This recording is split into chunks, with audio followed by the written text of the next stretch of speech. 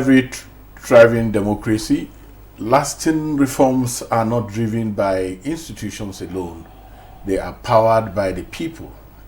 In Nigeria, citizens have increasingly stepped into this role using their voices, platforms, and collective actions to push for electoral transparency, accountable leadership, and inclusive governance from the not too young to run movement to community-led voter education initiatives. We've seen how citizens' engagement can shift narratives and influence policy, yet there are still many barriers.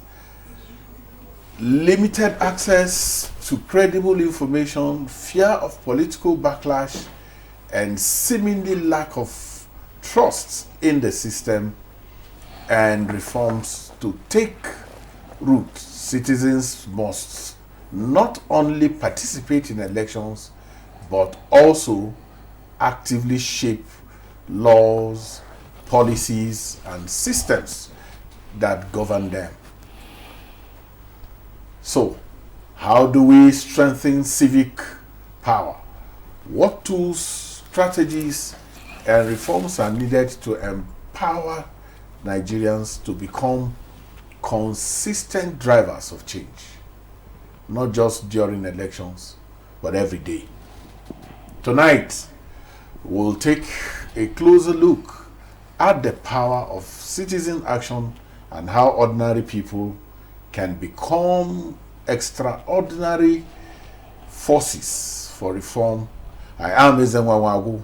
Welcome to Electoral Reform Half Hour on the NTA News 24 Abuja.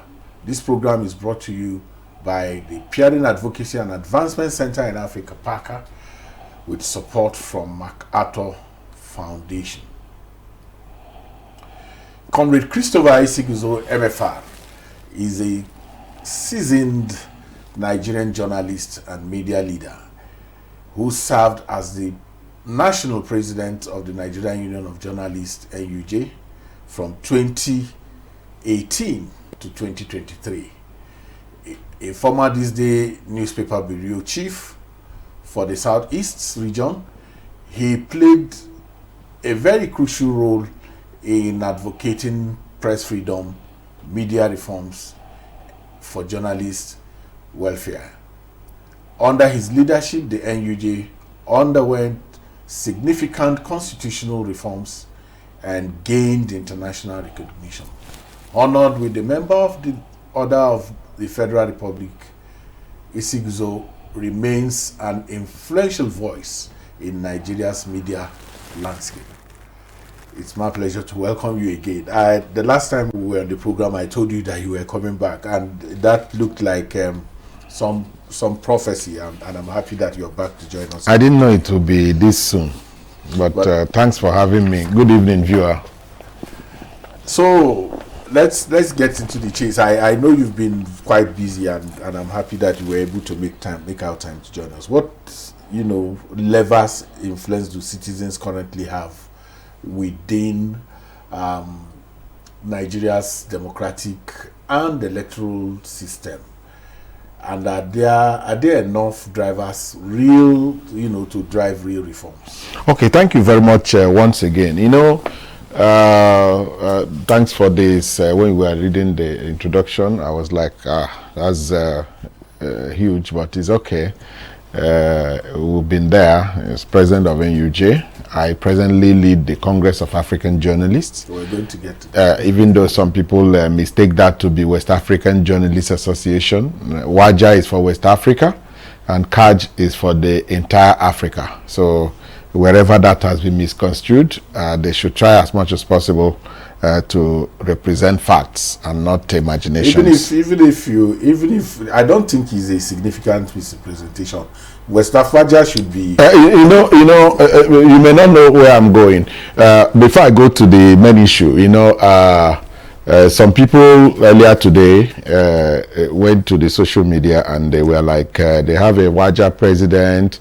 This one is claiming to be Waja president, is an imposter and all that. But they missed the point.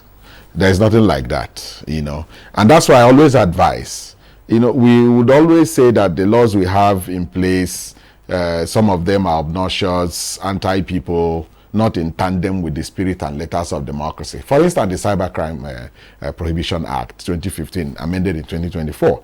But journalists must be very careful. Much as we are not comfortable with that law, but it's still a law that exists until it is repealed. You know, we must conduct ourselves with high level of responsibility and not take laws into our hands. As a journalist, you don't enjoy immunity, actually. You know, you just, society, you know, respects you and expects so much from you. So when you decide to, because you have data, you have phone, you can make call, you can write on Facebook, you should equally be very much ready at every point in time to defend whatever you are doing. But that's by the way. Like you asked, what do we really have? The citizens, the laborers, they have, you know. To be true drivers. I have always said that democracy revolves around the people. Governance revolves around the people. If you remove the people from governance, there is no governance, you know. So, and what it means is that the people must be active players, not just spectators, for government to work, for democracy to thrive, to be seen to be responsive and, you know, and panders to the whims and caprices of the people. The people must be centrally involved. That's why in those days, the simplest definition of democracy is government of the people, by the people, and for the people. What it simply means that the beginning, the midpoint, the end of democracy is the people. So it's not just about giving the people what do they have. No, the people own it. They are the one that should be able to assert their authority, that this system belongs to us. If you have a system that is not working, it is completely in your hands to change the narrative. But oftentimes it seems that the people are so laid back, so lukewarm, so lackadaisical, not showing interest. It is their thing. No, it is not their thing. It is your thing. You know, it's like when you have built a house and somebody just invades your house, tries to hijack your house, take what the house you have built with your money. Are you going to leave it? No, you are going to struggle, even if they are going to overpower you eventually. But you have to show some strength that this is mine. And that's actually the powers that the people have. You have the power to decide the kind of system, the kind of government that you want. But when you decide to stay back, in our Igbo parlance, it is said that okay, the rat can never take what belongs to somebody that is very wide awake. Yeah. You are looking at what you have. The rat cannot come and take it. So the people must be wide awake and ensure that the rat does not take what belongs to them while their eyes are wide open. In fact, in our particular case, we are the ones who hire. We hire the leaders. Yes. In democracy through electoral democracy. So I'm happy you know what you said resonates quite clearly with how can then these citizens have a play in some of the amendments that are currently going on. Issues around electronic transmission of results, which is still very vague, diaspora voting, and you know, even internal party democracy. We've left politics, you know, to the politicians, so to speak. But the recruitment process, the leadership recruitment process, is in their hand. INEC does not produce candidates. It is the parties that produce a candidate, and INEC conducts election.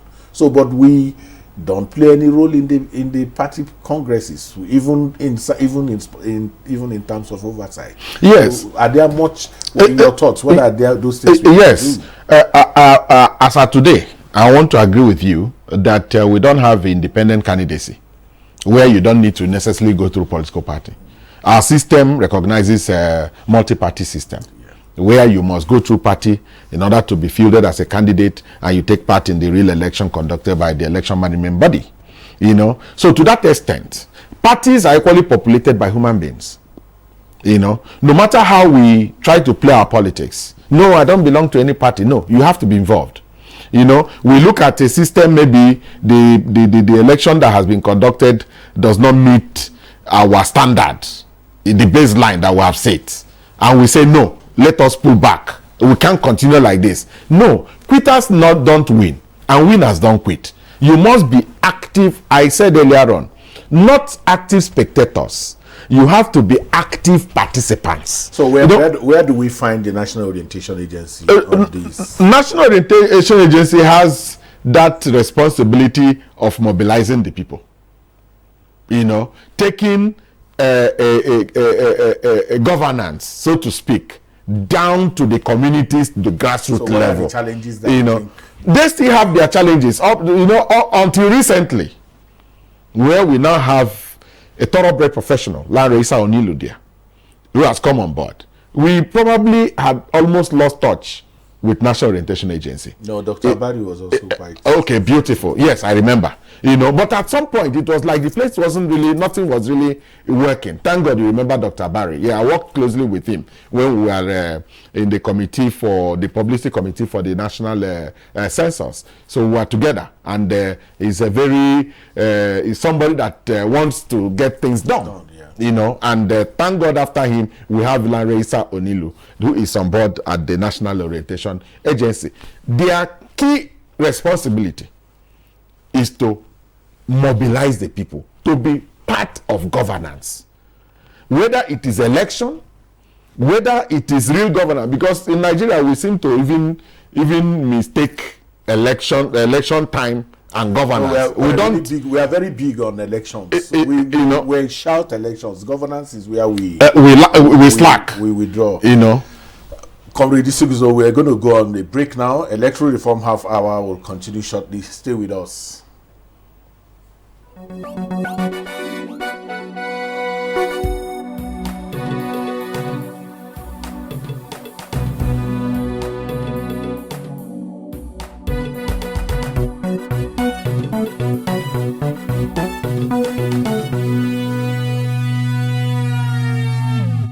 Glad to have you back. We're still speaking with Comrade Chris Isiguzo, former National President of the NUJ and the Congress of African Journalists. Good to have you. You're currently the President of Congress of African Journalists. CAJ. And I know at some point you even had a touch with the world. Yes. I was the President of Belt and Road Journalists Network, and as of today, I'm also the Vice President, Africa. World Journalists Federation. So I'm talking to a very big man, really. So, but let's go to. I know you know that the conversation is very strong now about whether we can have elections in one day. There are people who are banding with that. That you know this the current arrangement where we have presidential, national election, and then the governorship and the state assembly, that we should put all of that together in one day. There are also people who are talking about even local government election. All elections should just come on in one day. Where are you? What are your thoughts on that? Yes, you have asked two questions. We have a body that is called the FOSIECOM, Forum of State Independent Electoral Commissions. And that is where you have the state electoral commissions come together and form a forum. And they have just one assignment: to conduct local government elections. You know, looking at the way we've conducted the third-tier election over time, you see any state, if it is how do I put it, APP or ACN or whatever party that's controlling a state, when you conduct an election, they sweep the whole almost 100% in some cases, you know, and that's not helping democracy. So if you allow me, I will advise that in the current electoral reform process, that responsibility should be transferred to the Independent National Electoral Commission. Let them conduct all elections in the country, be it local government election, state or federal election. Now, should we bring them together? It requires a whole lot of planning. you know, because we are talking about state assembly, national assembly, governorship, presidential. Then you're talking about local government. For now, we not necessarily carry all of them together. But if we can plan and hold the state and the federal elections at the same time, that would be okay. You are going to reduce resources, because the same money, quantum of resources you invest in conducting election for the states assembly and the governorship, it's almost the same, because it's still across the country. You are going to repeat for national assembly and presidential. If we bring them together, you are going to use the same manpower. Yes, all we require is planning, proper planning. Well, the current arrangement is still fraught with logistical, challenges, and which sometimes has something to do with the nature, the complexion, the topography of our country. It doesn't really matter. One thing the challenge we have is that whenever we conduct election, we want the result to come out immediately. And we seem to put pressure on INEC. We don't need to put pressure on them. Allow them to take their time. If it's going to require 1 week within which to announce result, let them take it. Comrade President, the issue of trust, I don't have too much time. The challenge with us is, what has happened? They have cooked. By the time they keep it. By the time they keep it, all of those issues. Currently, the president nominates the leadership of the commission, and then takes to the National Assembly. There are people who are saying, President, take out your hand completely in this whole thing. Where do you stand? A part of the recommendation by INEC is that the INEC should actually appoint commissioners, resident electoral commissioners. Yes. That's INEC. Yes. Now your question is, the INEC that is planning to appoint regs, who should appoint them, right? That's the big elephant in the room. That's the big elephant in the room. Yeah. There is no doubt about it.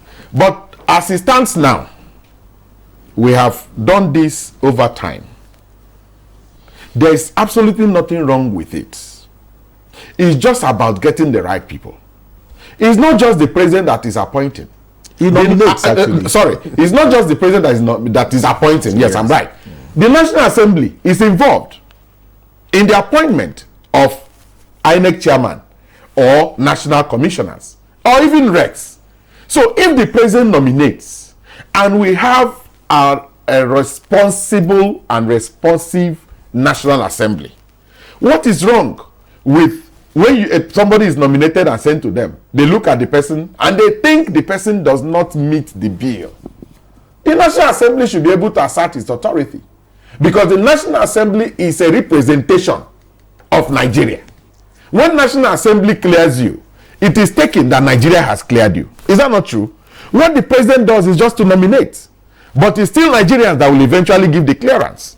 So a situation where we begin to say, no, let the president remove his hand and on, I don't think it's really necessary, so that we don't belabor the entire electoral reform process.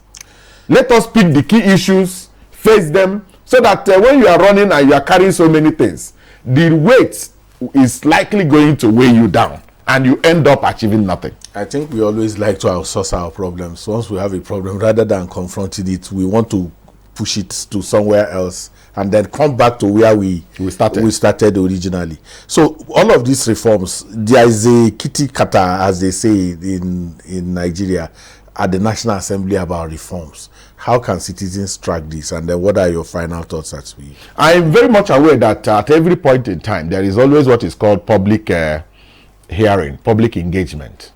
That means where the people are involved. Yes. Sometimes they even go through to the zones, they go to the states, they sit down with the people. That's democracy in action. The people make their inputs. Is that not so? So the people are already involved. You have elected your representatives. At the House of Representatives, we have about 360 of them, right? Yes. Then at the Senate, we have 109 of them. 469 people. Multi-party. Good. Multi-party. But they represent the people. Yes. They represent Nigerians. Yes. And they still come to us. They come to the constituencies. Yes. let's make our inputs. We should be able to trust those we have elected because they represent us. We have already reposed our confidence in them. Let us repose our trust in them, believe in them. It is only when they have derailed, we also have opportunity in the next round of election to say, no, Ezenwa, you didn't do well now. We are bringing you back. So that has been happening in the National Assembly. The attrition level is very good. Very so high. Once the person has not been able to represent us well, what do? You bring the person back. We will say that the recall process is not working. But every 4 years, we have opportunity to say no to A, yes to B, and we'll change them. That way, we continue to build our democracy. It's not cast in stone. If you look at Nigeria's democracy at 25 or at 26, and then also do a comparative analysis with American democracy at 26, I will tell you that Nigeria has done very well.